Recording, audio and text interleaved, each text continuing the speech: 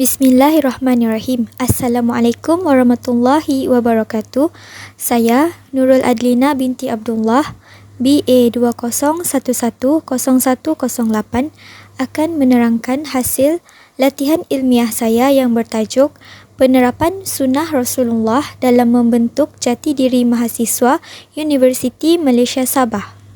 Allah menerangkan bahawa penciptaan jin dan manusia adalah untuk menyembah Allah. Oleh sebab itu, Rasulullah SAW telah diutuskan oleh Allah agar menjadi contoh teladan yang terbaik bagi setiap Muslim. Baginda meninggalkan banyak amalan sunnah kepada umat Islam yang boleh diamalkan dalam kehidupan seharian. Namun, tidak dapat dinafikan, kadang-kala umat Islam gagal menjalankan sunnah yang ditinggalkan oleh Rasulullah SAW secara konsisten. Oleh sebab itu, pemahaman yang luas mengenai sunnah amat digalakkan kerana dengan mendalami, memahami serta mengamalkannya akan menjadikan hidup seseorang, individu itu lebih cemerlang. Seterusnya adalah pernyataan masalah. Sunnah memberikan kesan yang mendalam kepada individu Muslim, terutama kepada mahasiswa Universiti Malaysia Sabah, lebih-lebih lagi dari aspek perubahan akhlak serta tingkah laku manusia yang mengamalkannya. Mahasiswa yang tidak mempunyai identiti dan rujukan dalam diri akan mengakibatkan seseorang itu menyimpang jauh dari tujuan hidup yang sebenar. Hal ini dapat dibuktikan apabila gejala sosial di negara ini semakin dipandang remeh dan mula menular dalam kalangan mahasiswa kerana tiada pendirian hidup yang tetap.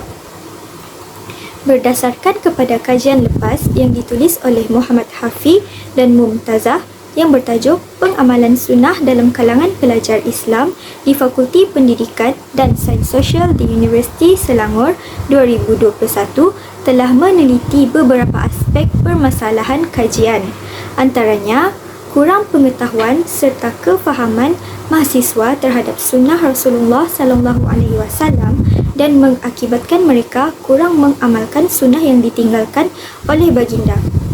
Justeru, pengkaji telah menjadikan kajian lepas ini sebagai rujukan utama serta membuat kajian baharu di Universiti Malaysia Sabah. Antara objektif kajian adalah mengkaji tahap kefahaman mahasiswa Universiti Malaysia Sabah berkaitan sunnah Rasulullah SAW, mengenal pasti beberapa contoh sunnah Rasulullah SAW yang diamalkan oleh mahasiswa Universiti Malaysia Sabah dan mengenal pasti sunnah Rasulullah SAW yang diterapkan dalam diri mahasiswa untuk membentuk jati diri. Metodologi kajian. Kajian yang dijalankan adalah berbentuk kuantitatif. Kajian ini dilakukan menggunakan kaedah borang soal selidik yang mengandungi 4 bahagian, iaitu bahagian A, bahagian B, bahagian C dan bahagian D. Pengkaji telah pun mengumpul data daripada responden. Selain itu, kajian kepustakaan seperti jurnal dan artikel dari kajian lepas, akhbar dan sebagainya juga digunakan. Populasi dan sampel kajian ini dijalankan ke atas 200 mahasiswa Universiti Malaysia Sabah yang beragama Islam. Berikut merupakan hasil dapatan kajian yang telah pun dijalankan. Dalam analisis demografi responden, pengkaji telah menganalisis jantina, umur, tahun pengajian dan fakulti responden. Hal ini adalah untuk mengetahui tentang latar belakang responden. Pertama adalah jantina. Berdasarkan rajah, seramai 200 mahasiswa Universiti Malaysia Sabah menjadi responden dalam kajian ini. Sebanyak 32% bersamaan dengan 64 orang responden yang terdiri daripada mahasiswa lelaki, manakala selebihnya adalah terdiri daripada responden perempuan iaitu seramai 136 orang dengan jumlah peratusan sebanyak 68%. Yang kedua adalah umur. Hasil dapatan kajian berdasarkan rajah menunjukkan bahawa responden terbanyak yang melibatkan diri dalam kajian ini terdiri daripada lingkungan umur 19 hingga 23 tahun, iaitu sebanyak 171 responden dengan jumlah peratusan sebanyak 85.5%. Selain itu, sebanyak 26 responden adalah terdiri daripada lingkungan umur 24 hingga 28 tahun, iaitu bersamaan dengan 13%. Manakala lingkungan umur yang paling sedikit terdiri daripada responden yang berumur 29 tahun dan ke atas, iaitu hanya seramai 3 orang responden dengan jumlah peratusan sebanyak 1.5%. Ketiga, tahun pengajian. Kajian ini juga turut mengambil kira tahun pengajian para responden yang terdiri daripada mahasiswa tahun 1 sehingga tahun 4. Berdasarkan rajah, majoriti responden adalah dalam kalangan mahasiswa tahun 3, iaitu seramai 92 responden dengan jumlah peratusan sebanyak 46%. Seramai 71 responden bersamaan dengan 35.5% adalah dalam kalangan mahasiswa tahun 2 dan seramai 30 responden pula adalah dalam kalangan mahasiswa tahun 1 bersamaan dengan 15%. Manakala jumlah responden yang paling sedikit adalah terdiri daripada mahasiswa tahun 4, iaitu hanya seramai 7 responden dengan jumlah peratusan sebanyak 1.2%. Yang keempat adalah fakulti. Berdasarkan kajian, pengkaji telah melibatkan kesemua fakulti yang terdapat di Universiti Malaysia Sabah, iaitu sebanyak 11 buah fakulti. Hasil daripada rajah menunjukkan bahawa fakulti yang paling banyak terlibat dalam soal selidik ini adalah terdiri daripada Fakulti Pengajian Islam, iaitu seramai 95 responden dengan jumlah peratusan sebanyak 47.5%. Seterusnya, terdapat juga mahasiswa dari Fakulti Sains Sosial dan Kemanusiaan yang turut sama mengisi borang soal selidik, iaitu seramai 29 responden, iaitu bersamaan dengan 14.5%. Manakala, bagi fakulti lain seperti Fakulti Psikologi dan Pendidikan dan Fakulti Perniagaan, Ekonomi dan Perakaunan, masing-masing adalah seramai 15 responden dengan jumlah peratusan sebanyak 7.5%. Selain itu, seramai 12 responden dari Akademi Seni dan Teknologi Kreatif, iaitu jumlah peratusan sebanyak 6%, 4.5%, masing-masing dari Fakulti Kejuruteraan dan Fakulti Sains Sumber Alam, iaitu seramai 9 responden. Terdapat juga seramai 5 responden dari Fakulti Perhutanan Tropika bersamaan dengan 2.5%, dan responden dari Fakulti Sains Makanan dan Pemakanan dan Fakulti Komputeran dan Informatik yang terdiri daripada 4 responden dengan jumlah peratusan sebanyak 2%. Manakala, fakulti dengan jumlah responden paling sedikit adalah seramai 3 orang, iaitu bersamaan dengan 1.5% dari Fakulti Perubatan dan Sains Kesihatan. Seterusnya adalah dapatan bahagian B, iaitu tahap kefahaman berkaitan konsep sunnah Rasulullah SAW.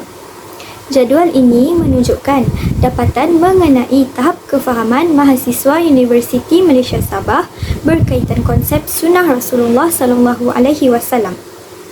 Hasil dapatan kajian menunjukkan bahawa kebanyakan mahasiswa yang beragama Islam sedia maklum mengenai konsep sunnah Rasulullah SAW. Namun, masih juga terdapat segelintir mahasiswa yang kurang memahami mengenai konsep sunnah Rasulullah SAW. Di dalam soal selidik yang telah diedarkan, terdapat 10 soalan umum berkaitan konsep sunnah Rasulullah, dan mahasiswa yang dipilih dari pelbagai fakulti harus memilih sama ada mereka bersetuju dan sangat bersetuju ataupun tidak bersetuju dan sangat tidak bersetuju dengan kenyataan yang diberikan, serta terdapat juga pilihan jawapan tidak pasti disediakan kerana terdapat sebahagian mahasiswa yang tidak pasti dengan kenyataan tersebut. Seterusnya, dapatan bahagian C iaitu contoh sunnah Rasulullah SAW. Jadual ini menunjukkan hasil dapatan kajian berkaitan contoh sunnah Rasulullah SAW yang boleh diamalkan oleh mahasiswa khususnya yang beragama Islam di Universiti Malaysia Sabah. Hasil daripada kajian menunjukkan bahawa kebanyakan mahasiswa di Universiti Malaysia Sabah mengamalkan sunnah-sunnah tersebut di dalam kehidupan seharian mereka.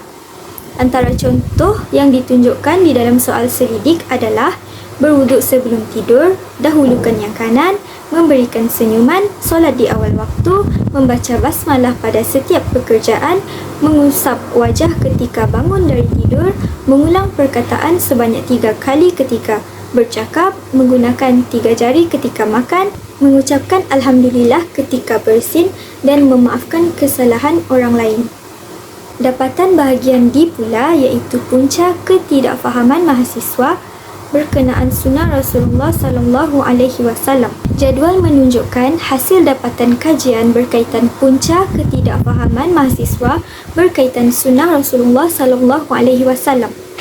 Terdapat pelbagai faktor yang boleh menjadi punca ketidakfahaman individu berkaitan sunnah Rasulullah, sama ada dari segi konsep maupun contoh-contoh amalan sunnah Rasulullah.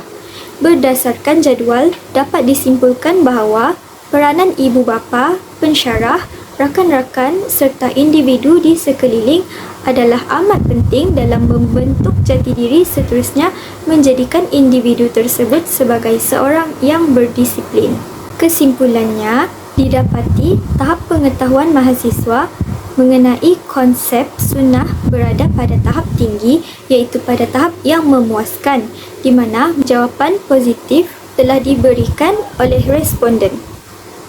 Hal ini sedia maklum kerana individu yang disoal selidik adalah yang beragama Islam dan sudah semestinya mereka mempunyai pengetahuan asas mengenai agama.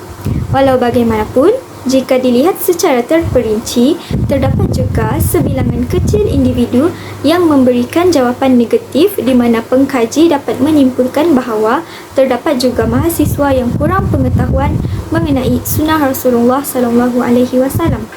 Implikasi kajian ini termasuk impak kajian dalam menyumbang dapatan baharu kepada konsep atau teori yang sedia ada berkaitan sunnah Rasulullah SAW. Kajian ini diharap dapat memberi kesedaran terhadap kepentingan sunnah Rasulullah SAW dalam membentuk jati diri bukan hanya mahasiswa, malahan juga kepada setiap manusia di muka bumi ini agar menjadi insan yang berdisiplin serta mempunyai akhlak yang baik dalam setiap aspek kehidupan. Berikut merupakan beberapa rujukan yang telah digunakan di dalam latihan ilmiah ini. Itu sahaja daripada saya. Sekian, terima kasih.